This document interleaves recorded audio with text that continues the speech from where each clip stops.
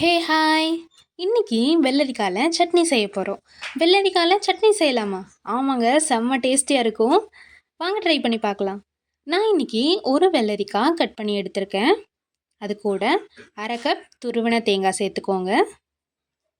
அதில் சின்ன பீஸ் புளி, 1/4 டீஸ்பூன் ஜீரகம், சின்ன பீஸ் இஞ்சி, பச்சை மிளகாய் உங்களுக்கு எவ்வளோ காரம் வேணுன்றதை பொறுத்து ஆட் பண்ணிக்கோங்க.